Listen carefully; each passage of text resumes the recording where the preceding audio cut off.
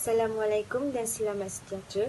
Kami daripada kumpulan 6 ingin membentangkan tugasan 3 penulisan akademik yang bertajuk Analisis Keutuhan Wacana, Sumber Rujukan dan juga Kejelasan daripada artikel Hidup Mahasiswa Harus Berani oleh Siti Zainal Ismail. Ahli kumpulan kami terdiri daripada 3 orang. Yang pertama ialah Nur Nadia Umira binti Darmadi. Yang kedua ialah saya iaitu Nurul Hidayat Idris. Dan yang ketiga ialah Nur Alia Syafiqah binti Saim.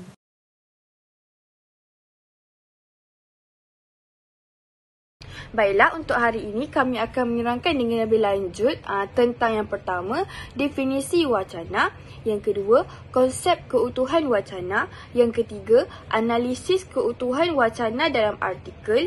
Yang keempat, kemahiran membuat rujukan. Dan yang terakhir, kejelasan dalam penulisan.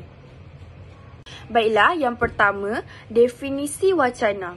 Nik Safiah Karim 2003 menyatakan bahawa wacana ialah gabungan beberapa ayat yang membentuk kesatuan yang utuh dalam teks seperti rencana. Baiklah, konsep keutuhan wacana ada 4. Jadi yang pertama merupakan keutuhan semantik, yang kedua keutuhan leksikal, yang ketiga keutuhan gramatikal dan yang keempat keutuhan fonologi. Konsep inilah yang kita nilai untuk memastikan sesuatu wacana itu sama ada dia utuh ataupun tidak. Dan penggunaan konsep ini mempengaruhi keutuhan wacana tersebut. Konsep keutuhan wacana yang pertama ialah keutuhan semantik. Keutuhan semantik dapat dilihat dari 2 segi, iaitu hubungan semantik antara bahagian wacana dan juga hubungan semantik yang dilihat dari segi konteks atau latar wacana. Hubungan semantik antara bahagian wacana terbahagi kepada 5 bahagian ataupun 5 bentuk, iaitu hubungan sebab dan akibat, hubungan sebab dan tujuan, hubungan sebab dan hasil, hubungan latar dan kesimpulan. Yang akhir sekali ialah hubungan memperkuatkan isi. Hubungan sebab dan akibat iaitu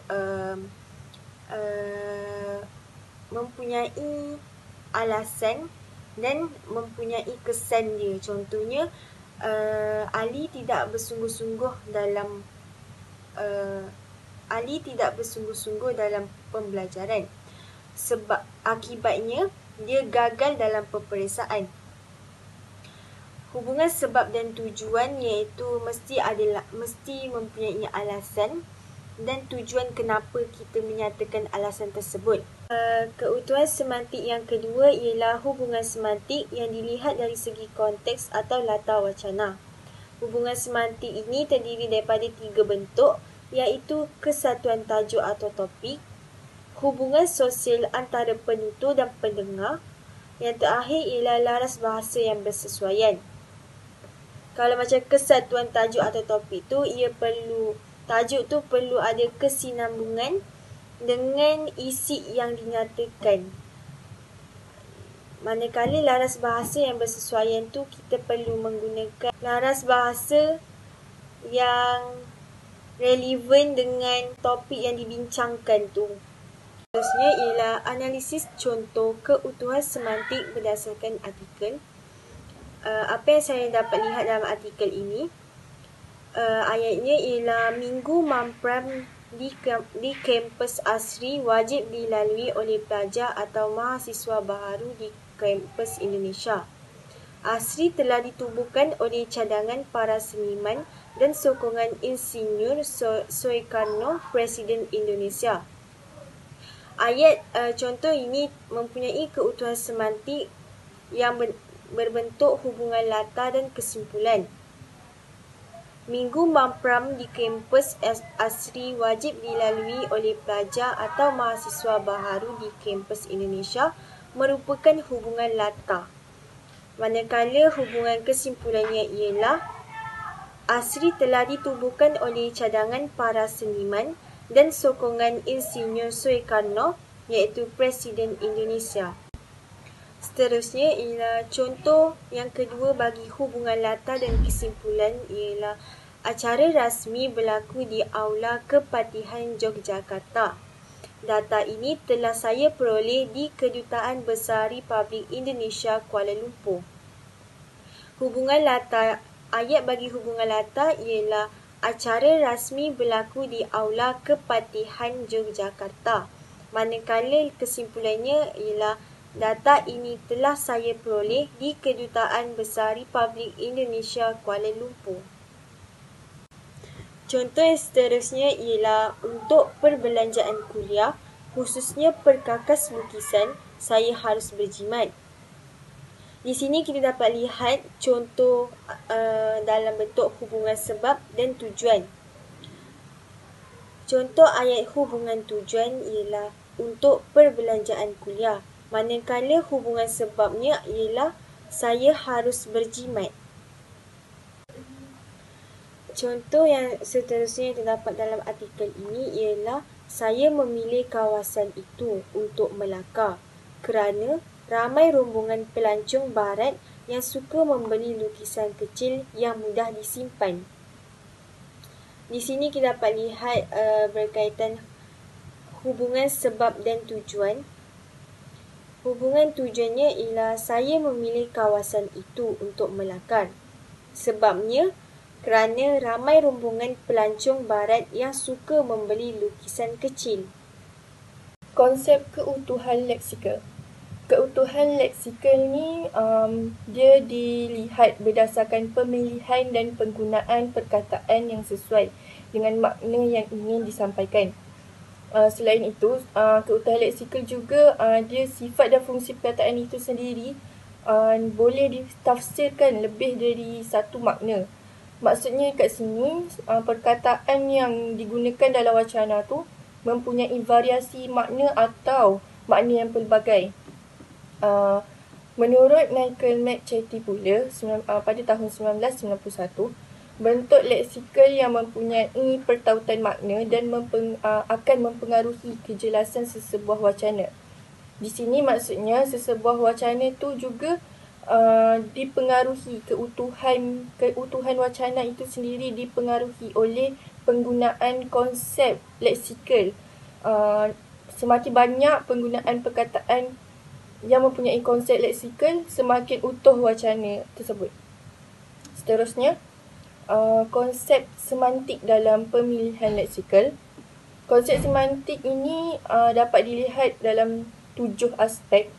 Antaranya himponim, homonim, antonim, sinonim, pengulangan kata yang sama, kolokasi dan akhir sekali unsur bersambut.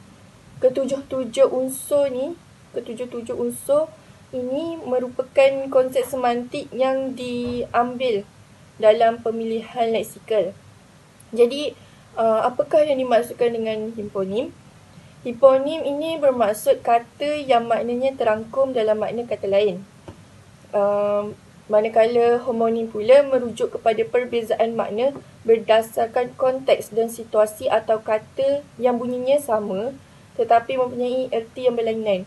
Dekat sini maksudnya homonim ni merupakan perkataan yang bunyinya memang sama tapi erti dia lain. Contoh macam semak, semak. Daki yang merupakan kata kerja mendaki contohnya, dan daki yang merujuk kepada kotoran pada badan dan lain-lain lagi. Okey. Unsur yang ketiga, antonim. Antonim ni bermaksud kata-kata atau leksikal yang membawa makna yang bertentangan. Pemilihan pasangan yang sesuai akan menentukan ketepatan makna wacana. Maksudnya antonim yang digunakan dalam suatu wacana ni, dia mempengaruhi jugalah makna, kejelasan makna yang hendak disampaikan dalam sesebuah wacana. Dan antonim ni merujuk pada perkataan yang bertentangan. Bertentangan seperti kalau putih bertentangan dengan hitam, cantik bertentangan dengan hodoh dan sebagainya. Jadi penggunaan antonim yang mantap dalam sesebuah wacana, dia akan menghasilkan sebuah wacana yang lebih utuh, yang lebih jelas dalam menyampaikan makna ayat itu sendiri. Seterusnya, unsur sinonim. Sinonim ini bermaksud satu konsep yang menunjukkan bahawa terdapat pelbagai kata atau leksikal yang menyokong makna yang sama atau hampir sama.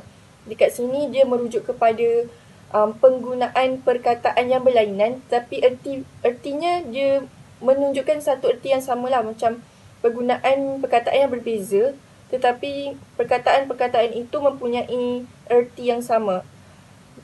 Dan seterusnya, pengulangan kata yang sama. Pengulangan kata yang sama ni lebih kepada pengulangan kata di ayat yang pertama dan kedua, ketiga, begitulah, dan seterusnya. Dan unsur kolokasi pula membawa erti dua perkataan atau lebih yang masing-masing merupakan perkataan tersendiri, tetapi kebiasaannya dikaitkan antara satu sama lain. Kolokasi ini dia bermaksud dua perkataan yang saling berkaitan, tetapi dia mempunyai perbezaan dari segi bunyi dan sebutan. Tapi biasanya erti dia membawa erti yang sama dan saling berkaitan antara satu sama lain. Baiklah, unsur yang terakhir merupakan unsur bersambut. Unsur bersambut ni kita dapat perhatikan dan kita dapat kenal pasti dari segi penggunaan leksikal yang dapat melengkapkan ayat tersebutlah. Seolah-olah penggunaan kata tu dia melengkapkan ayat tu lagi, dan dia boleh dikatakan menyambut jawapan dari ayat yang sebelumnya atau kata yang disebut sebelumnya. Baiklah, kita pergi kepada analisis contoh keutuhan leksikal berdasarkan artikel pula. Jadi di sini terdapat beberapa contoh yang kami nyatakan di dalam, seperti mana di dalam slide kami. Antaranya, seperti mana yang anda boleh lihat perkataan yang kami telah highlightkan. Contoh yang pertama, pada ayat terpapar bayang mengerikan, terjeritlah si penakut.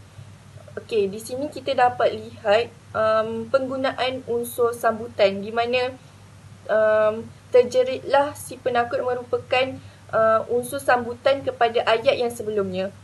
Jadi di sini keutuhan wacana tu kita dapat nilai bahawa wacana itu lebih utuh dengan penggunaan unsur sambutan ini, dan dia dapat menyampaikan lagi erti dengan lebih jelas. Okey, seterusnya pengulangan kata. Contoh kedua yang kita dapat lihat dalam ayat, terdengar ketukan pintu tapi tidak saya pedulikan. Kemudian pintu ditolak keras dan lampu bernyala. Saya tersengih melihat raka yang terkebil-kebil memandang saya tenang di kerusi. Pada ayat ini, pengulangan kata yang kita dapat lihat adalah pengulangan kata pintu. Seperti di ayat pertama, penggunaan kata pintu itu telah digunakanlah dalam ayat pertama dan kemudian digunakan lagi pada ayat seterusnya. Dan di sini kita dapat lihat wacana itu dipengaruhi dengan penggunaan konsep ini. Seterusnya, contoh yang kita dapat lihat adalah pengulangan kata lagi, unsur pengulangan kata seperti yang dinyatakan. Seperti contoh yang kita dapat lihat yang telah dinyatakan pada ayat, saya bersyukur telah lulus dalam sesi temuduga di meja pendaftaran 2 hari sebelum minggu Mapram. Temuduga itu termasuk ujian melukis cat air di studio dan melakar dengan arang dan tinta di halaman kampus hingga ke pasar yang tidak jauh dari kampus.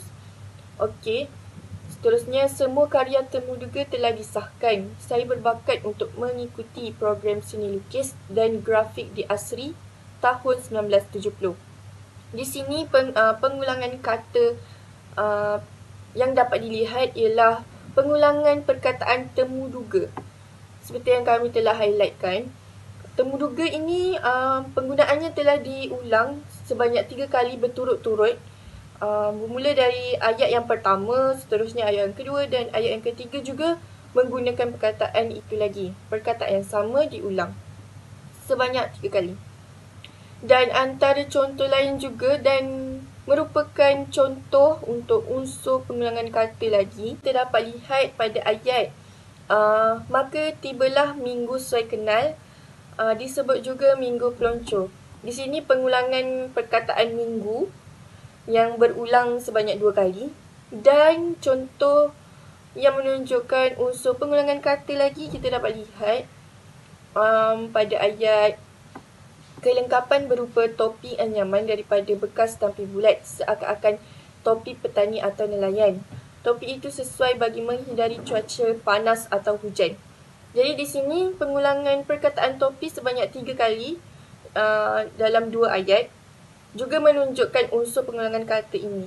Terdapat banyak sekali penggunaan unsur pengulangan kata ini dalam wacana, dalam artikel tersebut.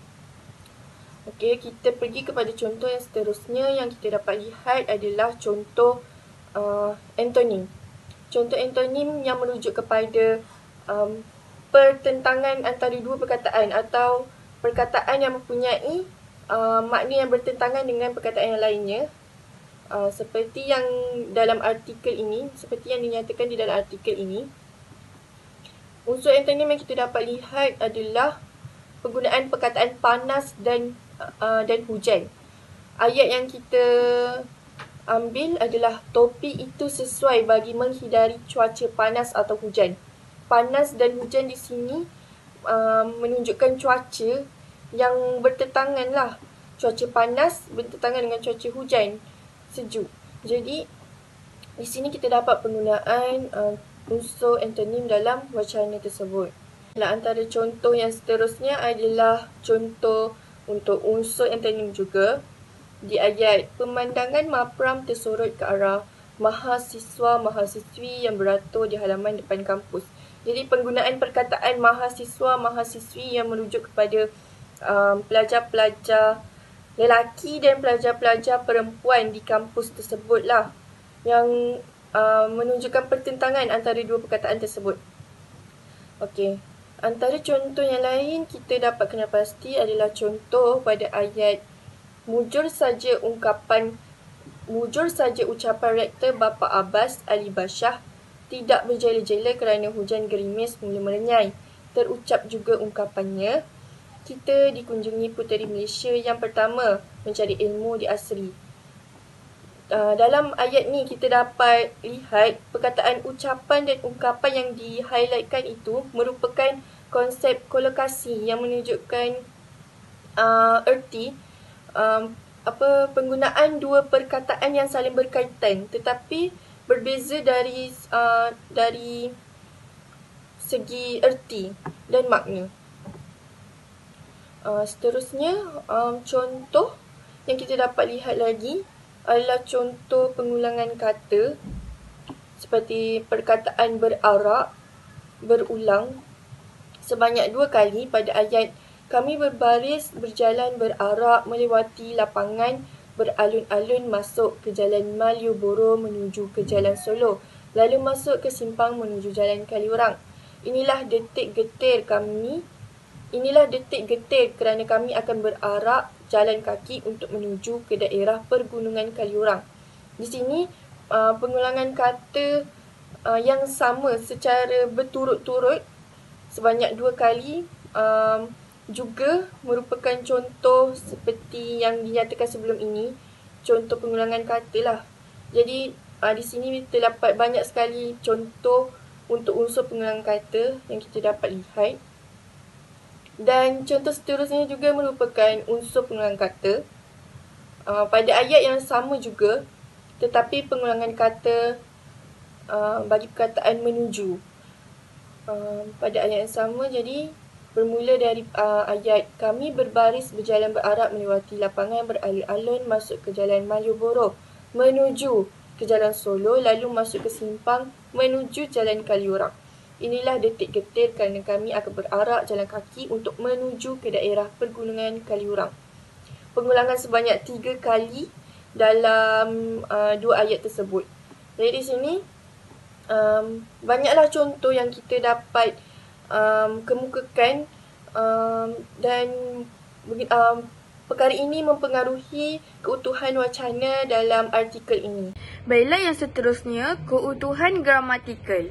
Keutuhan gramatikal terbahagi kepada 4, iaitu penanda rujukan, penanda penggantian, elipsis dan penanda penghubung. Okey, baiklah, untuk penanda rujukan. Penanda rujukan merupakan kata ganti diri orang dan kata ganti nama tunjuk. Penggunaan penanda rujukan mempunyai ciri keutuhan gramatikal adalah penggunaan kata ganti nama orang seperti saya, dia, kamu, mereka dan kata ganti nama tunjuk seperti ini dan itu.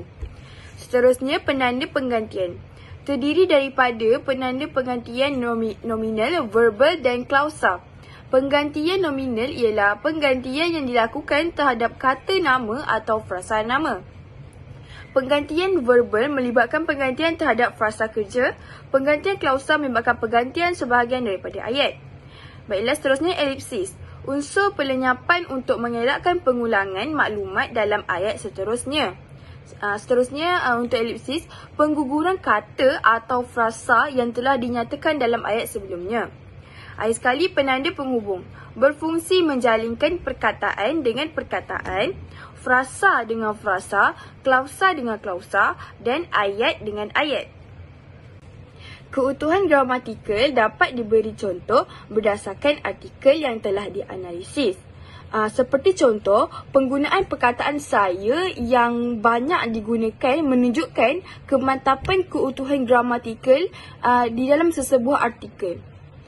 Seterusnya, selain pada itu, contoh keutuhan gramatikal yang dapat kami perolehi ialah seperti ayat penggunaan perkataan siswa kaya dan di ayat yang seterusnya mereka diaplikasikan penggunaan mereka di mana mereka menunjukkan kepada siswa kaya. Penggunaan ini menunjukkan penanda penggantian yang juga merupakan salah satu daripada keutuhan gramatikal. Seterusnya, terdapat juga elipsis yang merupakan bahagian daripada keutuhan gramatikal yang dapat kami perolehi. Contoh ayat ialah, tiba giliran si Siti kecil masuk terus memejamkan kelopak mata. Ayat seterusnya, sambil tersenyum dan teraba kerusi rotan, terus duduk.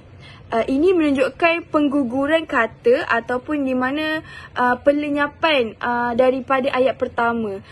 Ayat kedua terus sambung dengan perkataan sambil. Keutuhan wacana yang keempat ialah keutuhan fonologi.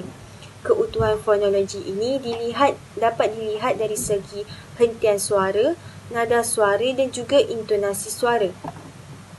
Intonasi suara dapat menimbulkan hubungan semantik di antara bahagian wacana, yang mana intonasi ini berperanan penting sebagai penanda atau pemisah frasa dan berfungsi untuk membezakan struktur ayat. Seterusnya, nada suara pula berperanan dalam membezakan ayat yang dinyatakan mengikut beberapa situasi atau keadaan. Yang seterusnya ialah hentian atau kesenyapan suara, yang mana ia berfungsi sebagai perbandingan antara dua maksud yang berbeza dalam satu ayat yang sama. Dalam wacana tulisan, alat-alat tersebut ialah tanda baca seperti nokta, koma, tanda soal, titik bertindih dan sebagainya. Baiklah, analisis contoh keutuhan fonologi berdasarkan artikel Hidup Mahasiswa Harus Berani, iaitu inilah detik getir kerana kami akan berarak jalan kaki untuk menuju ke daerah pergunungan Kaliurang. Ayat ini menunjukkan ayat yang mempunyai tanda noktah. Contoh ayat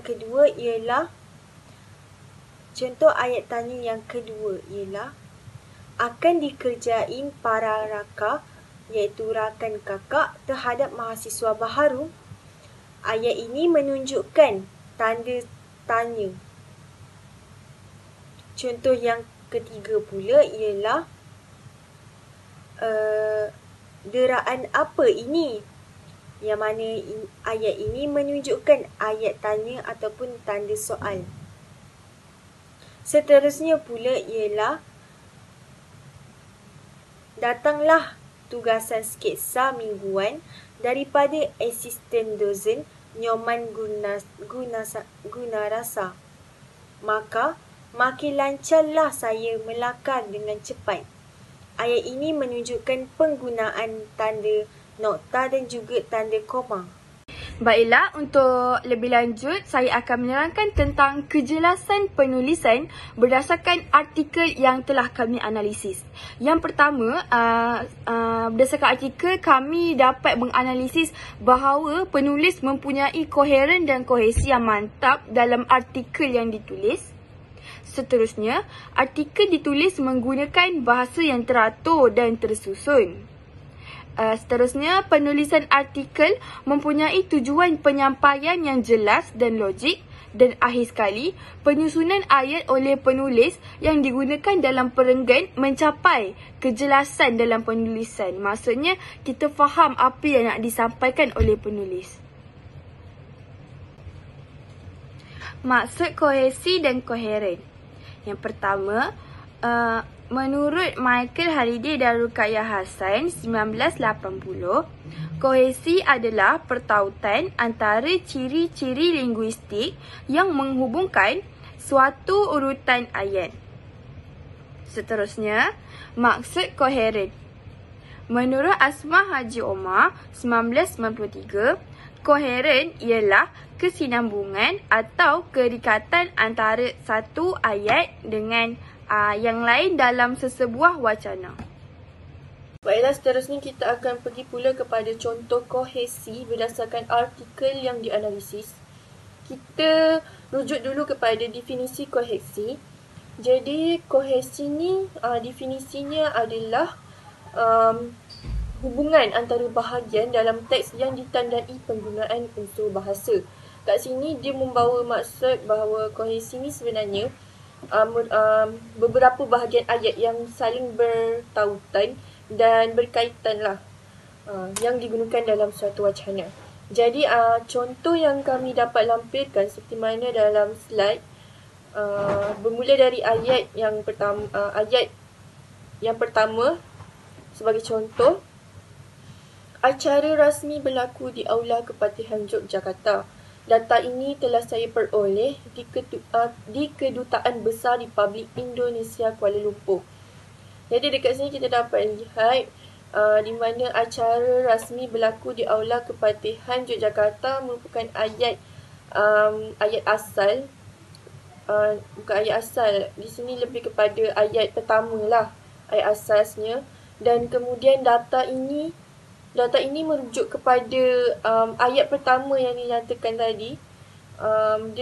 Dia memberitahu bahawa ayat yang kedua adalah penerangan untuk ayat yang pertama tadi. Dan kita dapat lihat ayat pertama dan ayat kedua saling bertautan.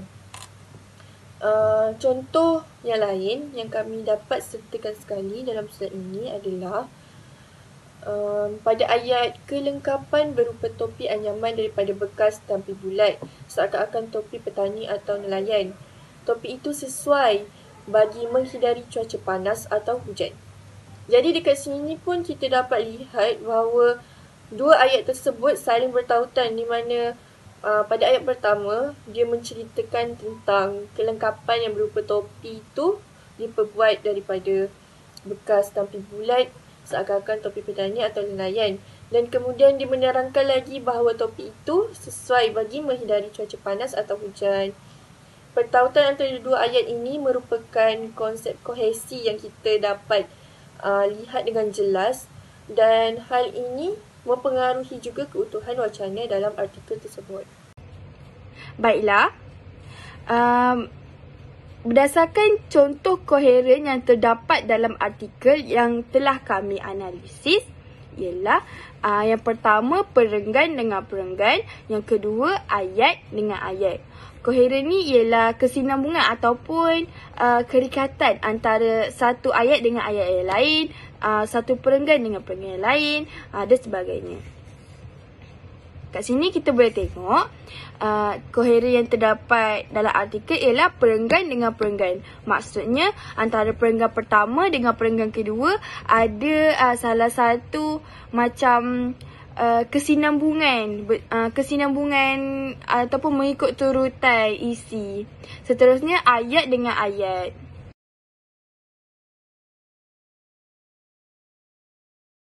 Baiklah, pada slide seterusnya kami melampirkan beberapa sumber rujukan yang telah kami gunakan sepanjang kami menyiapkan dan melaksanakan tugasan ini. Jadi sebelum pergi kepada sumber rujukan yang kami telah guna, di sini sedikit sebanyak saya ingin menyatakan bahawa sumber rujukan ni merupakan aspek yang penting lah untuk kita lampirkan dalam suatu penulisan ilmiah. Pertama sekali, tujuan sumber rujukan ini dilampirkan adalah untuk kita menunjukkan kredibiliti terhadap pengolah idea asal yang kita ambil kenyataan daripadanya ataupun fakta. Dan selain itu, sumber rujukan ni pun penting untuk menunjukkan bahawa hasil kerja kita bukanlah daripada aktiviti plagiat. Kegiatan plagiat yang boleh mempengaruhi hasil kerja kita dan kita akan dianggap meniru atau mengambil hasil kerja orang lain. Jadi antara sumber rujukan yang kami telah ambil ialah daripada pelbagai sumber. Dan antaranya kami ambil sumber rujukan daripada blog peribadi, e-book, Anyflip, website dan sebagainya. Di sini kami sertakan 3 buah buku digital di mana hasil penulisan dari Asma Omar, Michael Halliday dan Rukayah Hassan, dan buku yang ketiga merupakan hasil penulisan Meg Charity. Dan kami juga telah merujuk kepada blog peribadi dari Wacana Penulisan GWP 1092 dan Blogspot Unknown dan juga blog peribadi Prezi oleh Nurin Tihani. Dan selebihnya merupakan laman sesawang yang kami rujuk dan kami gunakan untuk melampirkan isi-isi dan fakta-fakta di dalam tugasan ini. Baiklah, di sini kami akan memberi lampiran tentang apa yang kami rujuk, iaitu ada 3 buah buku. Yang pertama ialah Cohesion in English, yang kedua ialah Nahu Melayu Mutakhir, edisi kelima, dan yang ketiga ialah Discourse Analysis for Language Teachers. Jadi itu sahaja daripada kami bertiga. Sekian, terima kasih.